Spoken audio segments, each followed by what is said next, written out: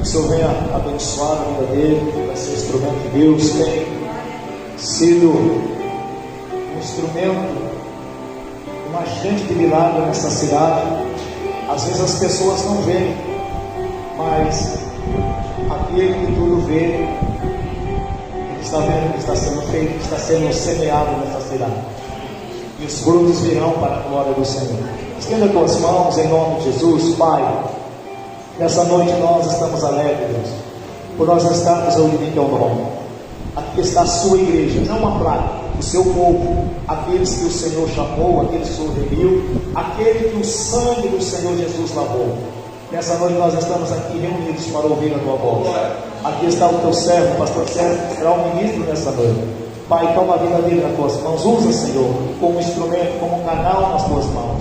Que a palavra nessa noite venha nos confrontar, Senhor. Que ela venha em direção aos nossos corações. Que nós sejamos o alvo. Que essa palavra venha como flecha, Deus. E que nessa noite possamos tomar a decisão de estar e andar contigo para a glória do teu nome. Que o Senhor abençoe a vida do teu filho, o ministério dele, a sua casa, a sua família, para a glória do Deus Pai, Filho e Espírito Santo. É que nós oramos. Amém.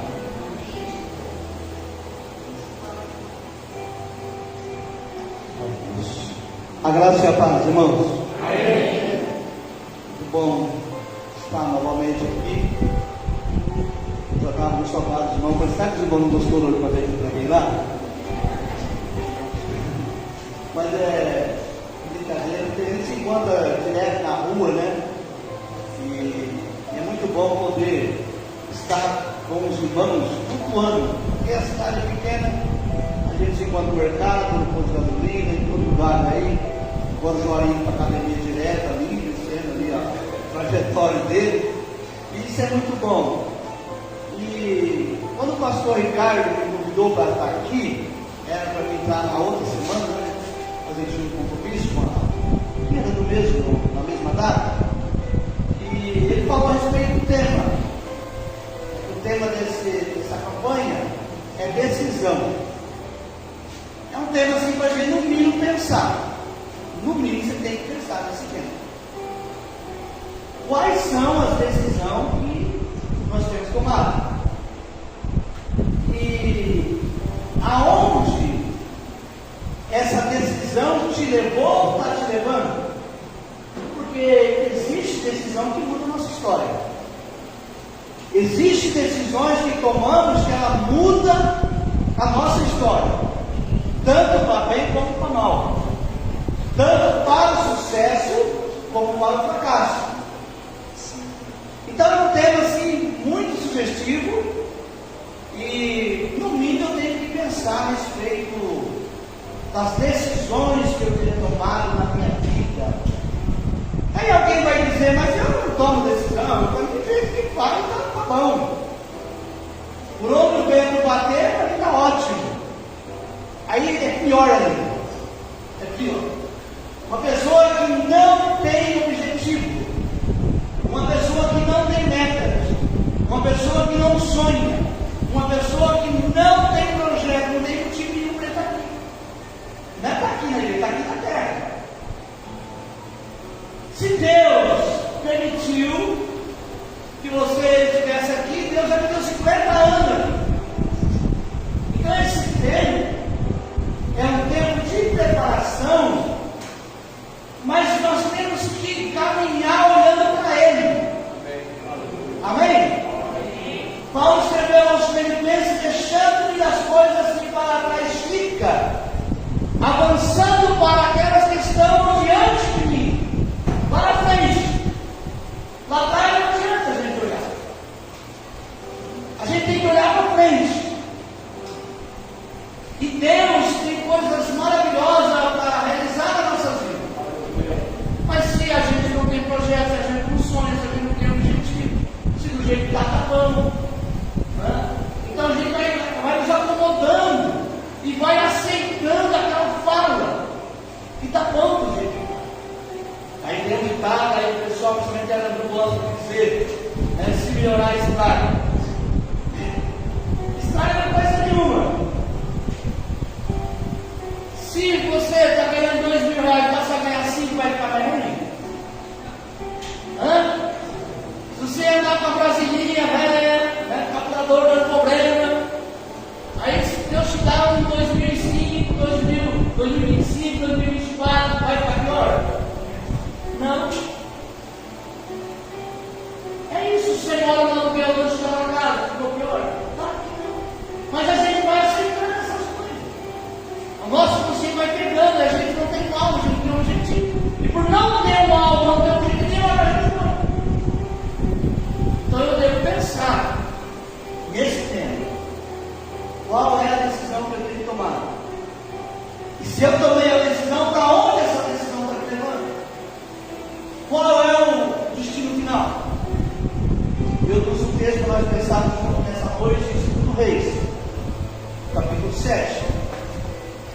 Nossa vida ela é feita de atitudes. E existem pessoas com atitudes extraordinárias, pessoas que tomam atitude. Existem outras pessoas que, inclusive, quando vai ter uma conversa pastoral, e tem dificuldade de tomar atitude. Por exemplo, no relacionamento, né? Se você não tomar atitude, na família, se você não tomar atitude, existe um momento que o pai de família precisa tomar atitude, a esposa precisa tomar atitude, o marido precisa tomar atitude, tem hora você tem que se posicionar. Aí fica ali aquela sansa, ele está falando, ele que cuida de tudo, ele que sabe, não tem que falar para falar. Peraí, você não existe, não, você não tem nome, você não tem uma RG, você não tem um CPF, você não é uma pessoa. E por que o seu marido tem que decidir por você? Por que a sua esposa nunca vai da casa? Então você tem que tomar atitude. Mas peraí, quem cozinha aqui? Quem lava a roupa aqui? Quem passa? Então não existe família que uma pessoa não dá outra. E aquela pessoa que fica sombra do outro. Ah não, quem é decidido, está decidido. A gente trabalha em fevereiro e quando a gente vai terminar no orçamento, tem algumas pessoas que falam isso. Ah, o que era decidido, está decidido. Né? Você sabe uma palavra. Ah não, que a tia decidir, não está sendo decidido, está decidido. Mas ninguém, esse homem de Deus aqui, ele não decide nada. E se ela fala, não, que o Nelson decidir, está decidido para mim, o que ele decidir, ele sabe mais. Omissão do seu papel. Então, tem que tomar atitude. Amém? Eu não gosto muito do negócio de repetir, mas vou fazer um negócio aqui que vocês repetir isso comigo. Diga ouvindo. Vamos falar mais forte, porque o pastor vocês estão cansados. Então, diga mais forte que eu estou cansado hoje. Eu não estou cansado, eu estou moído. Mas na presença do Senhor nós vamos elevar aqui. Amém? Então me ajude, pelo amor de Deus, me dá uma risada, fala um amém. Nem se você estiver gostando da mensagem, faz alguma coisa. Depois você serve, qual coisa você gostar da mensagem? Amém? Diga ouvir, entender e praticar. Aí a receita. Amém? Essa é a receita. Não tem mágica no reino de Deus, não. É isso, eu preciso ouvir o que Deus tem, entender o plano e o projeto de Deus para a minha vida, o que é a palavra de Deus, aí colocar em prática. Talvez o maior desafio de uma igreja, de um pastor, é levar os membros da igreja a praticar pelo menos 30% do que é ensinado na igreja. Vocês acham que se a gente colocasse em prática 30% do que nós aprendemos aqui aos domingos, às quinta-feira, no estudo familiar, na reunião de oração, ou seja, nas atividades da igreja, se a gente colocasse em prática 30% do que a gente escuta e do que a gente entende, a gente aprende bem.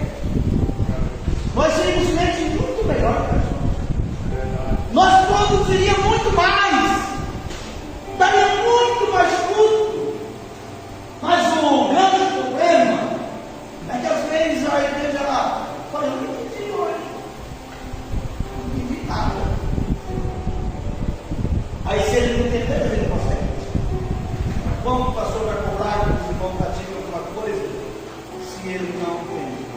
Lá na igreja tem um pessoal lá do louvor, o pessoal do louvor é uma vez. Quanto o pessoal do louvor lá? Esse ano com ele sai daqui. Mas eu vou ter que falar, eu vou levar aqui em casa. O pastor falou que na oração, né, que não é aquilo que nós queremos ouvir, mas nós precisamos ouvir. Então eu fiquei bem à vontade de orar. E o pessoal vai cantar, sabe? A irmã Cícera ela ministra lá e sempre vai falar o verbo, mas a gente fala. Eu não sei se é porque eu não escutar na hora do verbo, quando começa a falar e fica trim, trim, trim, trim, trim, e vai, e aí vira uma xarope, você não entende nada. Aí eu peguei esse dia, falei, né? Para 3 pessoas do louvor, quantas pessoas está falando? Se liga, pelo menos 3 minutos, 2 minutos que eu estou falando. Por quê? Você está falando assim, ó, se você dá o seu dia, você vai para o inferno, vamos lá, né? Não entendeu nada. Não, você não precisa estar aqui, não, tá bom, gente, está sobrando aqui, por glória a Deus, amém. Porque não entendeu o que você falar. Isso serve como culto geral. Se a gente não prestar atenção na palavra, se a gente não entender a palavra, a gente sai pior do que a gente chegou. Porque a gente sai, além de entender, a gente sai confuso. Então eu preciso entender, se não ouvir, entender, para colocar em prática. Eu ouvi uma mensagem em 97, eu esqueci na igreja. Eu não era crente. Ficaram vendo de janta, não cheguei na igreja, eu fiz logo que preciso ser crente. E aí eu vi o pastor Leite falando lá, ele falava assim, traga a sua oferta, era culto de dízimo e oferta. Eu gosto dessa expressão. Esse dia eu fui numa igreja pregar com minha esposa, o pastor disse, agora é a hora do material. Como assim? Agora é a hora do material? Não, é a hora do espiritual. Amém? Porque dízimo é oferta, é gratidão, é louvor a Deus. Na verdade, a única parte do culto que Deus recebe como oferta e adoração. Você sabia disso? A parte que você dá para Deus, que você entrega algo para Deus. A outra parte você não tem que receber. Para receber a palavra, para adorar, receber a presença do Espírito Santo. Mas na hora que você vem aqui, coloca a sua oferta, você ora, não joga lá dentro, você está sendo abençoado. Mas como você vai ter uma atitude, né, de se transformar num adorador através do seu dia da sua oferta, se você não entender nada do que vai ser falado? Então eu estou com essa preocupação. E a igreja, ela está ficando meio, me perdoa a expressão, meio burrinha. Porque ela estuda pouco a Bíblia, não gosta de mensagem. Uma boa parte das igrejas não tem mais mensagem. Porque nós temos uma mensagem já encomendada. Eu fui pregar esses dias, o pastor falou assim, pastor, mas é festa, viu? É festa, tem toda a festa. Aí ele tentando atirar para mim, eu fingi que não era comigo. Aí ele falou assim, você é festa, está falando comigo, que maravilha, pastor, está uma bênção. Aí ele falou assim para ele assim, a mensagem que eu te disse, como precisa da salvação. Ele fala, deixa comigo, deixa comigo. Peguei sua figueira e frutífera. Mas no final tinha umas irmãzinhas lá bem mais dentro da casa. Por quê, irmão? Mas tem que orar por isso, né, pastor? Como vocês fizeram, a gente precisa ser sarado, a gente precisa ser fortalecido, a gente precisa ser corrigido, a gente precisa ser exortado, a gente precisa ser abençoado pela palavra, a gente precisa parar e querer ser enganado, gente. Porque aqui o nosso ego quer ouvir, que a nossa carne quer ouvir, nós temos que ser confrontados. Nossos filhos precisamos confrontar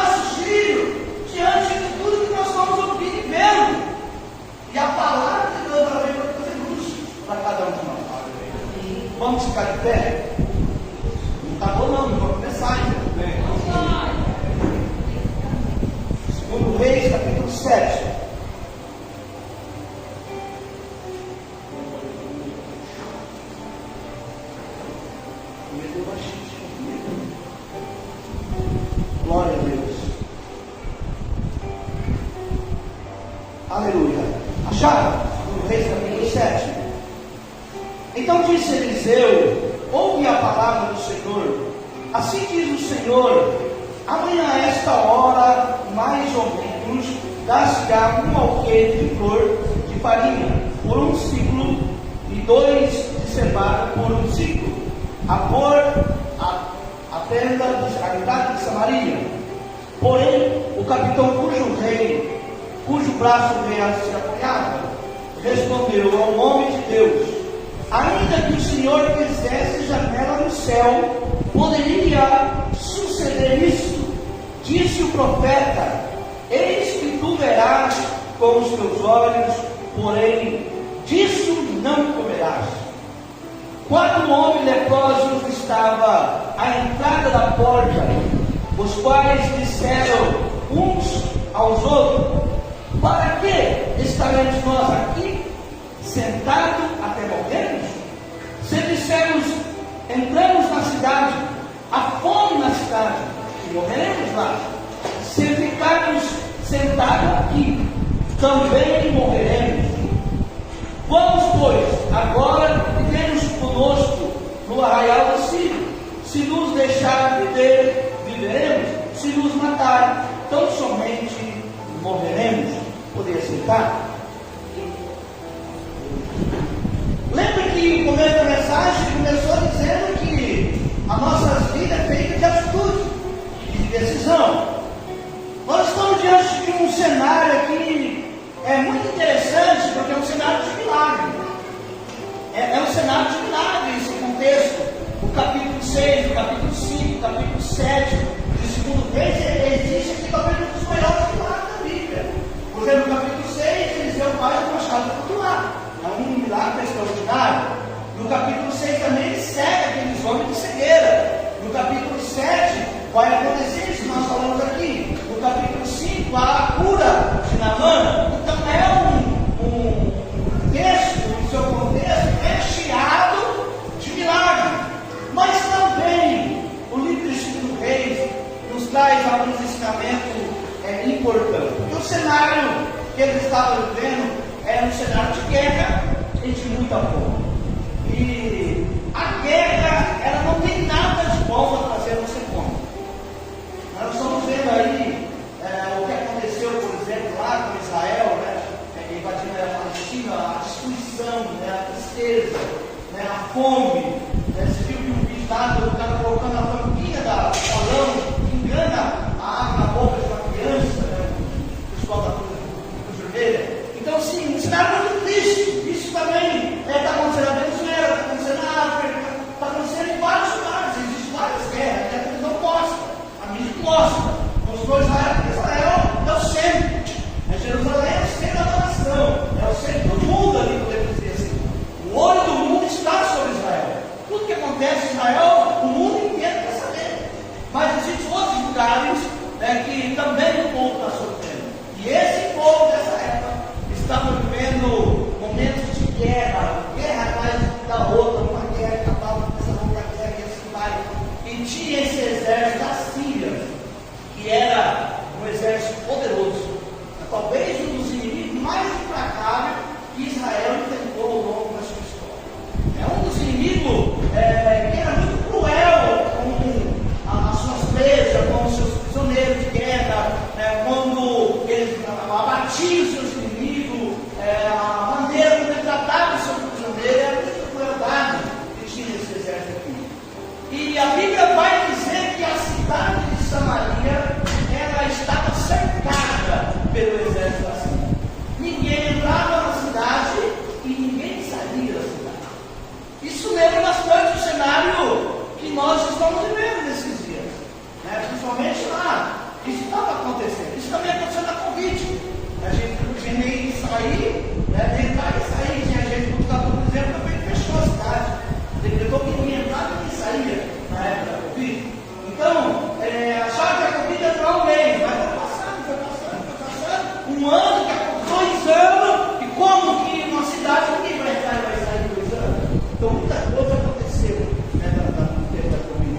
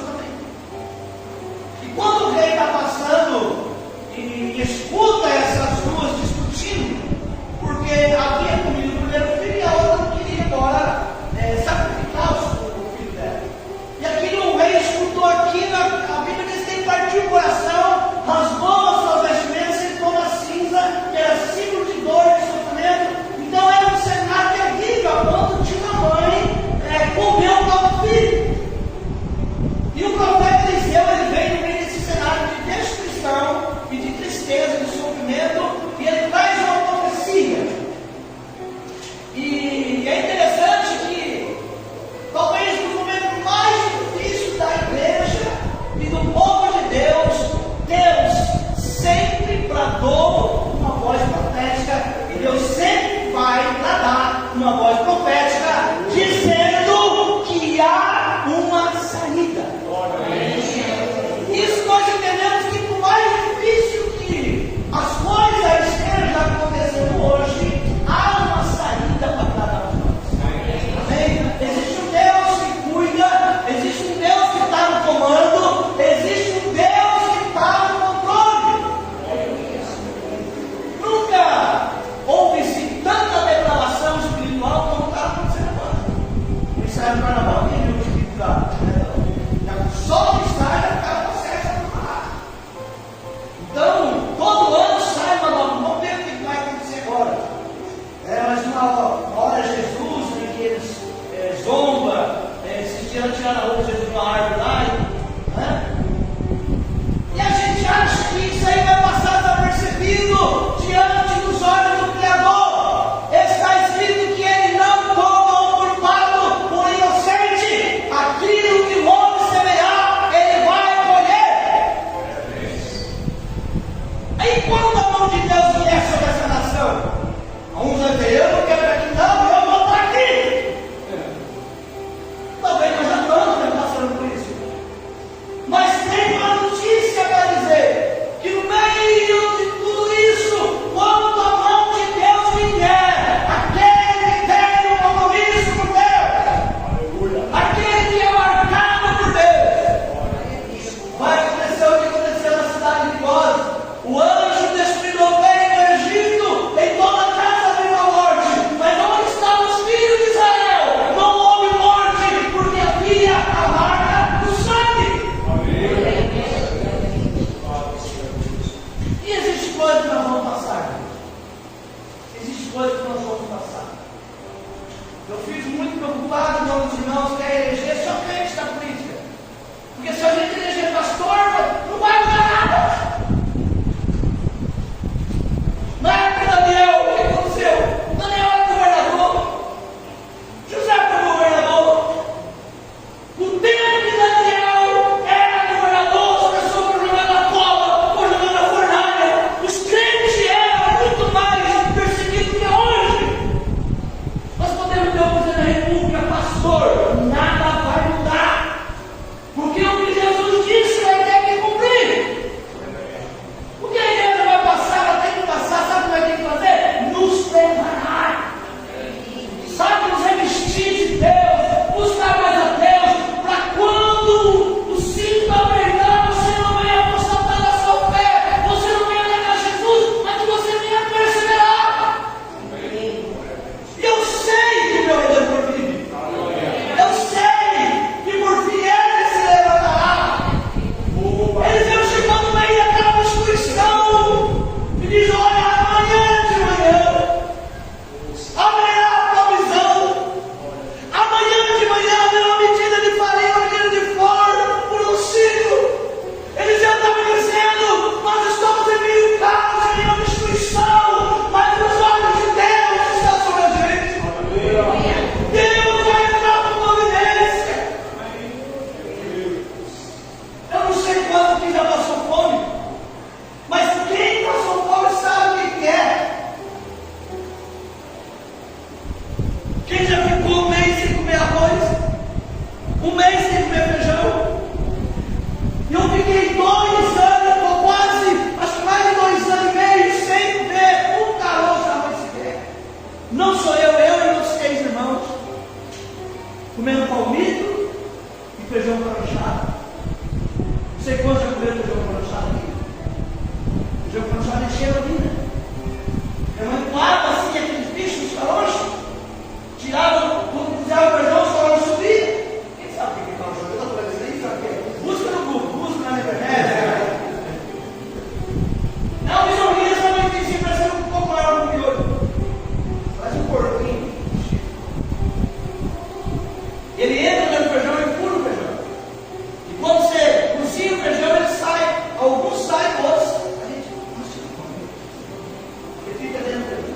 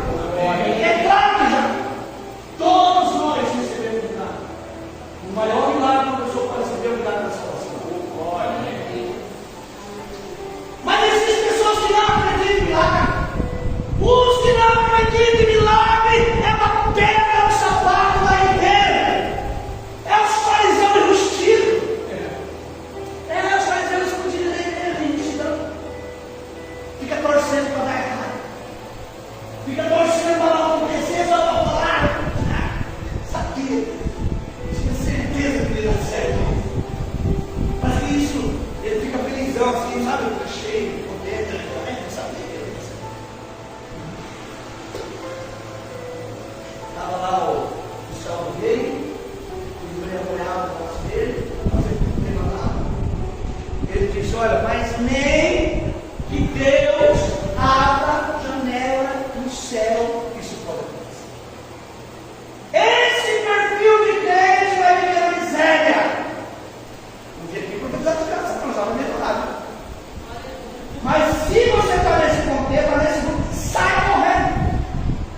Deixa de ser murmurador, deixa de ser questionador, deixa de ser incrédulo, porque o incrédulo nem resto sobra para ele.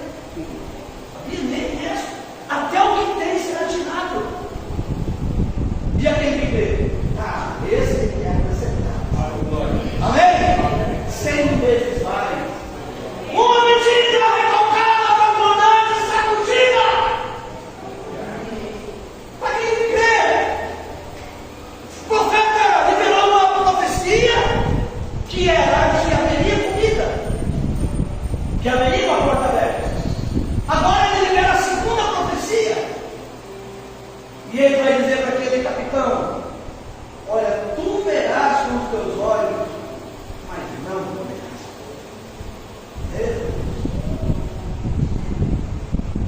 Tem gente assim. Por que temos que investir nos outros na igreja? Em todo sentido, eu estou falando de coisas materiais, tudo. Tem pessoas que rapidinho vai para aqui, né? Tudo está certo, parece que as coisas vão encaixando. E não fazendo até uma inteligência santa, também não tem inveja santa. Inveja não tem nome. Mas por que ele dá certo? Porque ele acredita no poder do Deus que ele serve, que não é um Deus de gesso, não é um Deus de fato, não é um Deus de madeira, é o Todo-Poderoso, Criador do céu e da terra.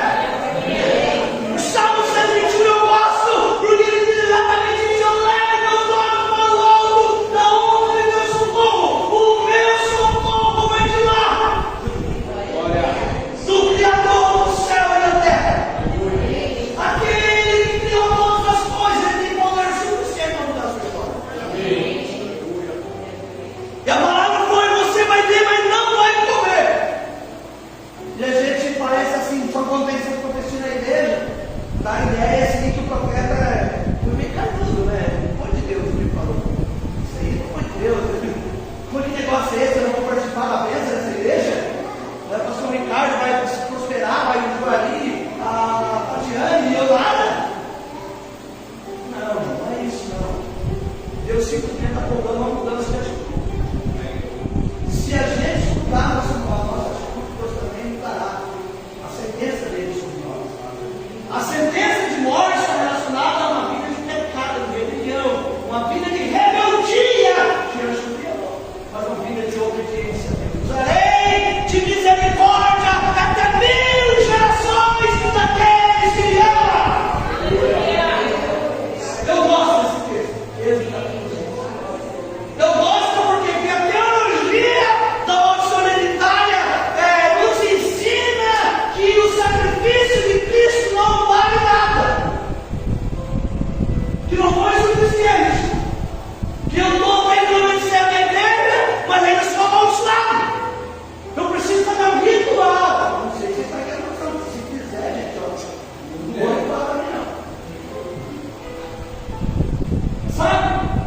Aquela devoção, para quem não sabe, ela diz que você é assim, porque seu avô é assim, porque seu papai é assim, porque seu pai é assim, mas no dia que a nossa Jesus, a maldição foi quebrada. E se a sua maldição foi quebrada, no dia que você aceitou Jesus, você não tem que pagar a conta do seu pai, você não tem que pagar a conta do seu avô, a sua conta Jesus pagou, né? Já foi pago, não tem nada para pagar, porque Jesus já pagou o preço. E quando muda de atitude, então eu começo a escutar. E lá em Êxodo, no verso, você pega lá o verso 5, vai dizer o seguinte: visitarei a maldade do pai nos filhos até a terceira e quarta geração. E aquela condição, ela se apega aí, mas só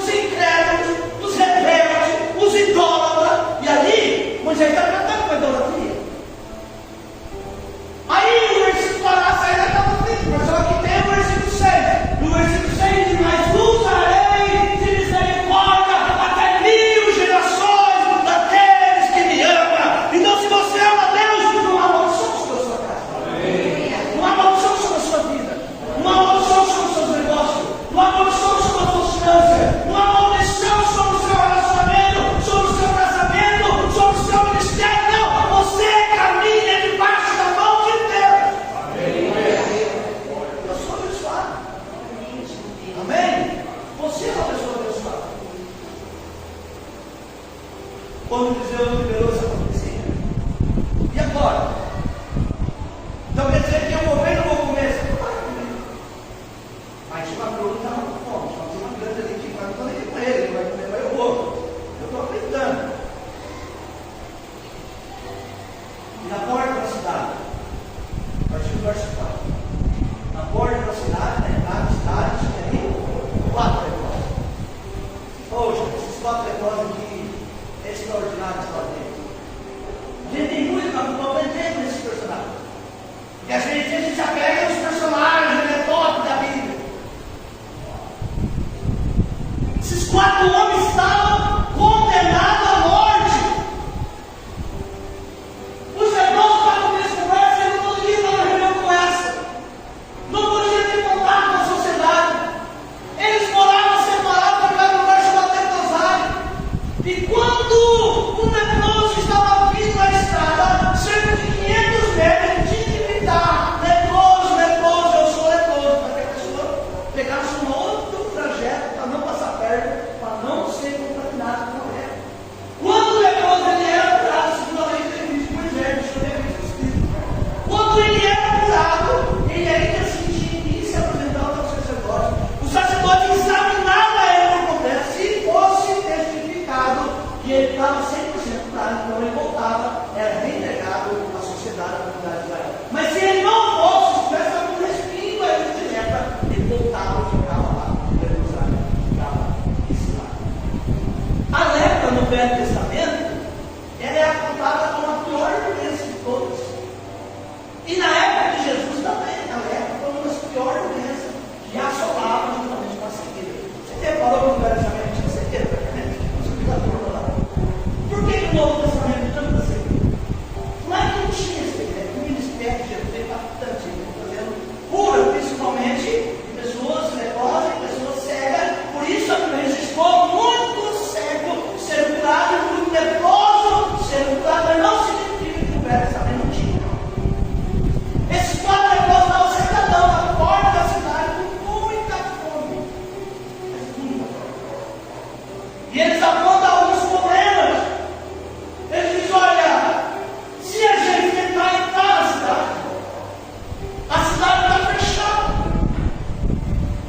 E a fome da cidade, vamos supor que a gente consiga entrar na cidade. A gente vai ser só mais um que vai morrer de fome. Se a gente entrar, a gente vai morrer. Mas e se nós 4 ficar aqui, sentados nesse lugar? Nós também vamos morrer. Eu toda vez que eu pego esse texto, eu lembro de um trecho da canção do Raul Seixas, que morreu, segundo alguns pregadores do teatro de pé. Ele tinha uma música dele que dizia assim: eu vou ficar aqui, o clipe passava ele sentado. Eu vou ficar aqui sentado, com a boca separada, esperando a voz. E a turma cantava, né? Testava. Eu bebo toda vez que eu tenho essa música, tomando cachaça, sentadão. O que eu estava dizendo para mim mesmo? Eu vou ficar aqui sentado, com a boca aberta, esperando o Cristo chegar. Amém? Eu vou falar que eu vou esperar a morte chegar. Os irmãos falaram: ele está cansado de ser conversação. O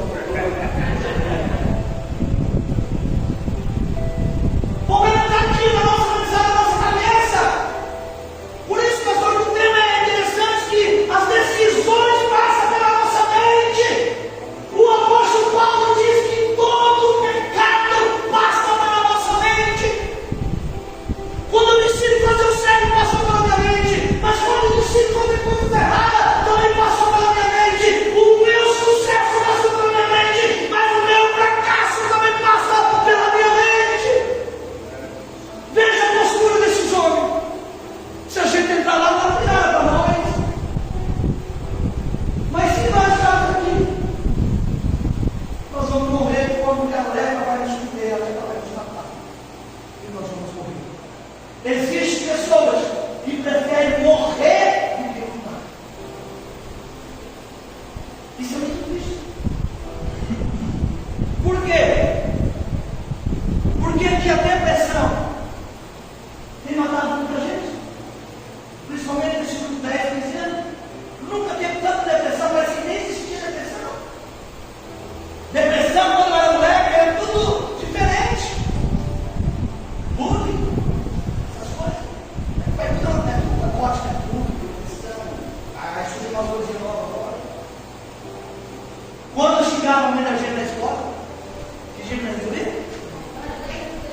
soco, no estilingue, na pedrada. Né? Eu fiquei sabendo que esse daqui não era essa escola. Porque direto você permite essa coisa de segunda. Mas o cara, essa cara santo. O índio, que era tentado na escola. Imagina que eu conheço. No estilingue, na pedrada, dava bola velha correndo.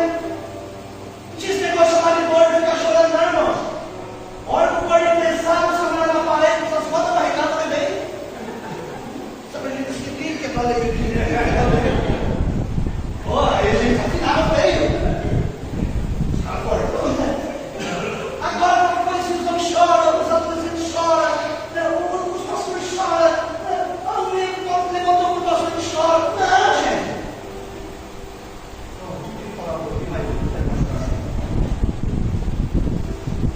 Então, o que acontece? Esses 4 depósitos, eles não ficou aceitando a situação. Deixar de lutar, preferir a morte do que lutar. Preferir o fracasso do que lutar. Tem coisa que acontece na nossa vida, parece que é o fim. Parece que você vai acabar, seu ministério vai acabar, a sua vida vai acabar. Alguém diz para mim, você não volta a viver. Eu falei, mas por que eu vou voltar a viver? Eu já vivo todo dia. Mas eu não terei todo dia, gelado. Mas eu vivo muito bem. Eu escolhi a Cristo para a salvação. Amém? E ajuda as provações, aquilo que não te matou, te deixou mais forte. Então você tem que lutar, irmão. Recomeçar se for necessário. Recomeçar do zero. Mas você não pode desistir de lutar e morrer. E esses 4 homens, eles dão uma lição para a gente. Porque eles poderiam se conformar com a morte. Mas ele disse, olha, se a gente está lá, a gente morre. Se a gente ficar aqui, a gente morre. Mas, se formos até o arraial dos Sírios, e de repente pode ser que a gente viva, nós temos uma chance. Se eles nos deixarem viver, então somente viveremos. E se eles nos matarem, a gente vai morrer do mesmo jeito. Morrer com a morrer, deve morrer com a flecha, não dá outra coisa. Por jeito é morrer. É que nem quando a pessoa descobre que está com câncer. Ele recebeu uma sentença. Na cabeça dele ele vai morrer. Aí ele para. Ele desiste de tudo. Não quer mais fazer tratamento. Não toma os remédios certos. Ai, que não morreu. Rapaz, se eu descobrir que estava com câncer, eu tenho 3 dias, 38 dias. Porque eu ia querer viver esses 3 dias melhor. Os melhores 3 dias da minha vida. O irmão Zé Maria foi um exemplo disso. Ele descobriu que estava com câncer. Quando ele descobriu que estava com câncer, já no mês seguinte fez a cirurgia, se não lembra, cortou o pescoço dele, quase na pessoa assim. Logo de cara, ele ofereceu a casa dele para levar a igreja para lá. E ele falou assim, porque agora é o momento que eu mais preciso de Deus na minha vida agora.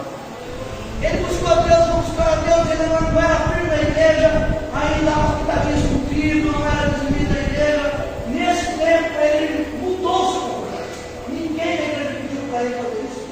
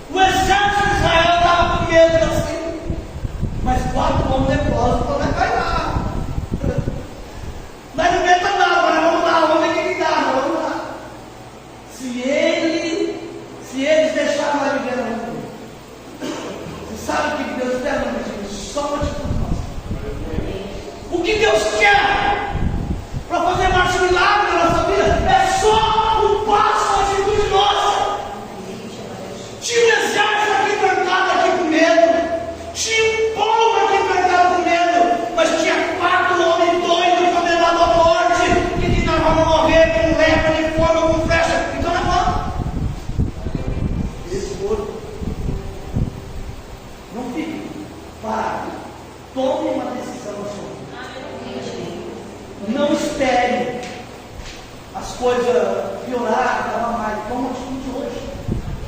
Levanta. Não fica sentado esperando a morte chegar. Não volta para trás e entrar na cidade. Não! Levanta, vai em frente.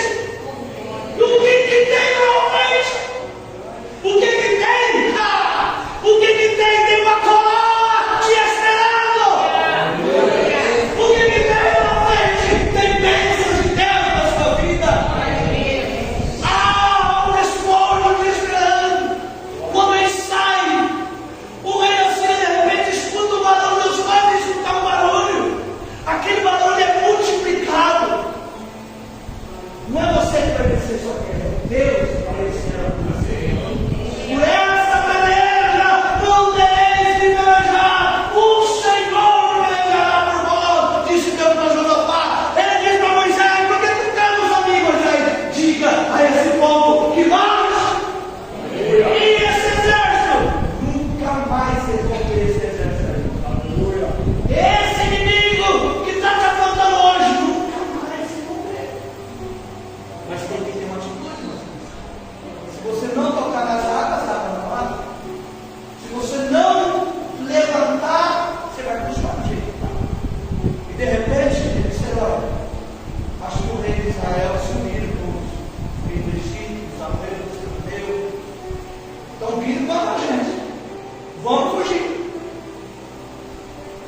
Estou preocupado também com um outro ensinamento. E os pastores estão ensinando muito assim sobre o poder do diabo.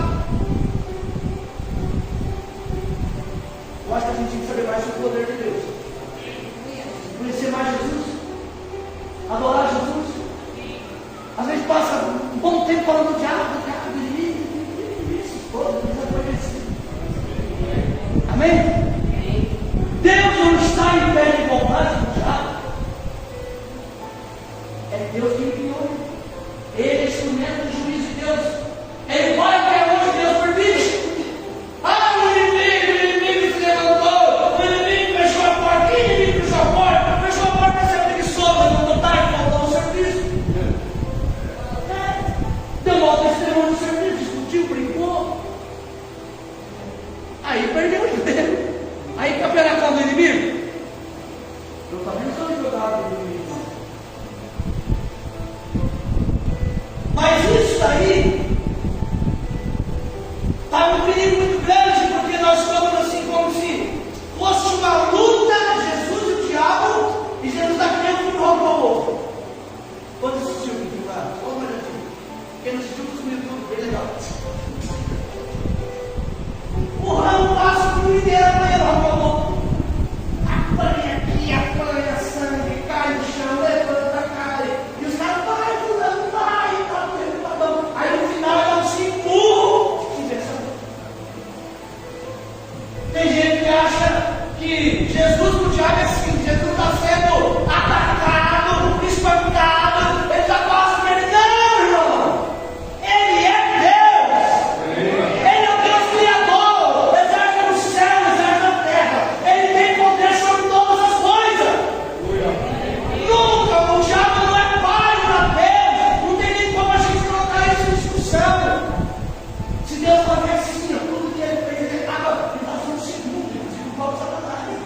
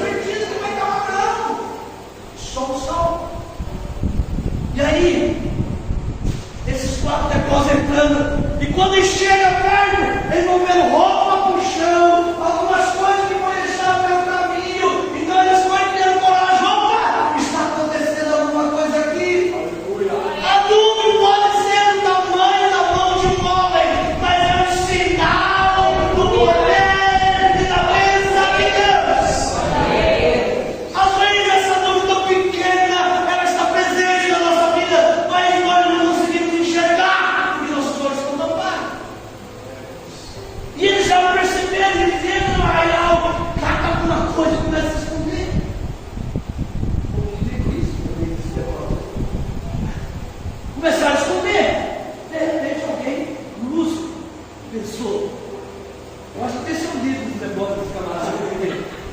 Ele pensou e falou assim: peraí, isso que nós estamos fazendo não é certo. Se escolher a gente, não vai dar bom. Mas hoje é dia de boas novas. Aleluia! Eu não vim aqui trazer notícia ruim. Eu não vim aqui para abençoar vocês. Eu não vim aqui para abençoar o poder do diabo. Eu não vim aqui dizer que você é fracassado. Não! Eu vim aqui dizer que hoje é dia de boas novas. Amém? Boa notícia! Jesus está vivo! Ele está fazendo! Ele continuará trabalhando na sua vida! Então vamos avisar. Alguém voltou para trás e avisou, chegou lá, o rei não acreditou. Mas não é com ele, né? O rei já espera, porque peraí, pode ser que isso é uma estratégia, assim. De repente, como a gente sabe que nós estamos com fome, a gente está com fome, não tem comida aqui. É uma estratégia para a gente sair com fome, que não é comida, e a gente já bate facilmente. Mas alguém diz: não, é verdade. Então ele voltou, pega 5 homens com um cavalo, vai verificar. Quando chegaram lá, todo o arraial, o acampamento estava repleto de comida, a vestimenta, tudo, o ouro, prata, tudo fechado. Aí você vai nos responder: olha, é verdade, está cheio de comida. Então se cumpriu a primeira profecia. Amanhã de manhã, oh glória! Amanhã de manhã, haverá uma porta aberta. Amanhã de manhã haverá provisão. Amanhã de manhã Deus vai dar uma providência. O advogado, o juiz cairá, mas eu tenho que crer na palavra de Deus. Crer, porque eu vi que de Mordecai eu creio no milagre de Deus. Bem no comecinho, acho que 99, o pastor estava pregando na Igreja Batista, ele pregou sobre emprego, você bem rápido, meu tempo está bom. E ele disse: olha, quem está desempregado aqui? A galerinha levantou a mão. Ele disse: ó, prepara a sua vida, vai trabalhar, porque Deus está vindo forte. Meu irmão tinha 2 crianças pequenas, pastor Zé Alberto, 2 menininhas, vocês lembram disso? E ele chegou na casa, falou para a esposa dele, a Raquel: ô Zé, prepara para mim que vou trabalhar. Bom serviço? Não. Só que se ela vai sentar, não vai dizer nada. Lá que Deus usou o pastor lá e falou: Deus está muito forte. Ela levou a mão. Quando você era no momento, foi para o Chile, ele levou a mão e saiu. Ele morava lá no Senegal, lá em cima. Na última rua, lá na última rua. Ele desceu a pé e desceu a pé, falando com Deus. Acreditando, ele falou para mim várias vezes que ele via o pastor meditando e apontando para ele. Se você está desempregado, você levanta de manhã, faz a sua parte, Deus vai fazer dele. E quando eu chego ali, onde a câmera do vereador ali, dos gatos ali que vai para o portal ali, lá no paroleiro, eu falou para ele: moço, Maria, você não sabe quem está precisando de serviço? Você? Ou não é eu? Mas como vocês não estão indo trabalhar? Eu estou indo trabalhar, mas lá eu te explico. Mas eu vou explicar que você não vai entender muito. O rapaz está fazendo 2 caras para trabalhar. Nós 1 semana no máximo, tá? Não, 3 depois você deu 2 semanas. Aí ele falou assim: rapaz, eu tenho um amigo meu, eu quero ir. Eu tenho um amigo meu na igreja que está parado. Mas vamos chamar ele para você vai? Chegaram lá, fizeram outra coisa muito mais legal. Depois lá, o irmão foi trabalhar. Trabalhou 3 dias, trabalhou 15 dias. Ele ficou lá 3 anos e meio. Ainda da Tiana, trabalhou o servente dele lá, só faz um ano mais de novo. Você sabe por quê? Porque enquanto não está organizado aqui que o pastor estava falando, todo mundo está lá torcendo para Deus. Quero ver se alguém vai acontecer. E domingo que vem, quero ver se alguém vai acontecer nesse negócio. Porque os impérios assim, eles duvidam e ficam aqui observando. Ele falou que amanhã vai acontecer, então domingo tem que ser. Ainda bem que não está aqui.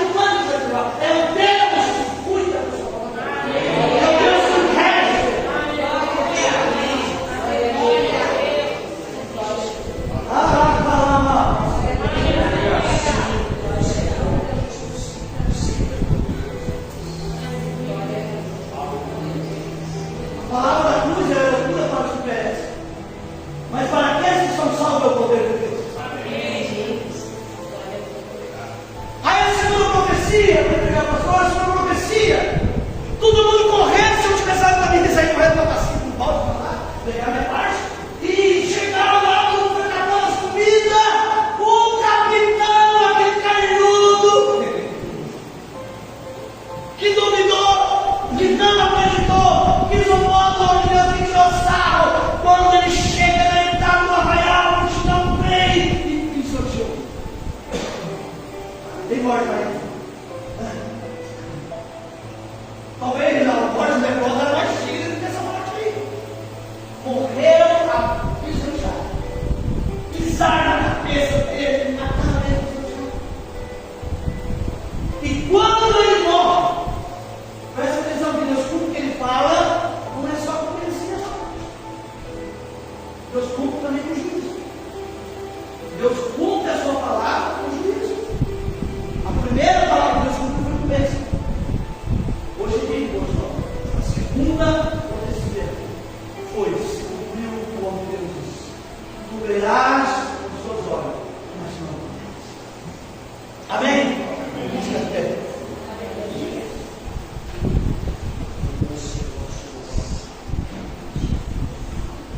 O apóstolo diz que nós não andamos por vista. A gente que está perto da igreja, ainda que ninguém acredite, nós não podemos deixar de, porque não depende de nós. Não depende. Não é a minha condição. Não é o dinheiro que eu tenho. Não é o que sou bom. Não é o meu amigo que vai me ajudar. Não é a pessoa influente. Não. É Deus que abrirá portas e enviará o suprimento necessário. Agora, se você deixar de acreditar, aí as coisas começam a se trabalhar. Eu gostei essa semana, estava no nosso foto lá, e achei escrevi lá na minha casa, uma palavra que o pastor Marcos Cristiano deu no ano de 97 no Jubileu. Sonha e ouça o sonho. Ninguém irá além do seu sonho. Aonde o homem sonha e projeta, para onde ele irá. Aí coloquei lá Jó, capítulo 42, verso 2, e a data: 18 de dezembro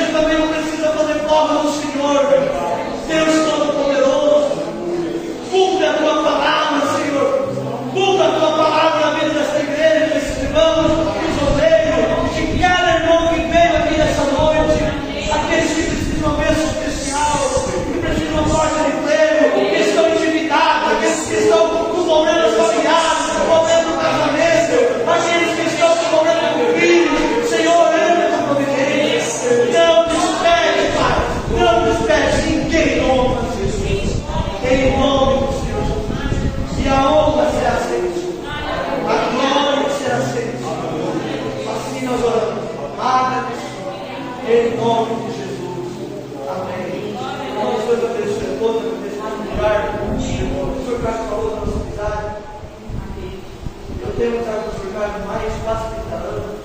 É quando eu deixei de ser pastor, nós continuamos amigos. É quando eu fui mulher na Assembleia, continuamos amigos. Quando entreguei a igreja, continuamos amigos. Depois saí da igreja, abri uma igreja, continuamos amigos. A amizade não está ligada com isso. Mas se você trocou de igreja, esquece, nunca foi a Cristo.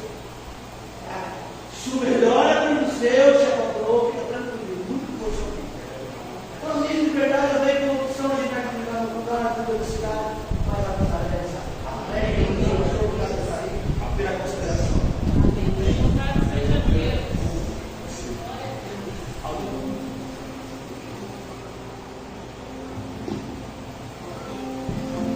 Glória a Deus.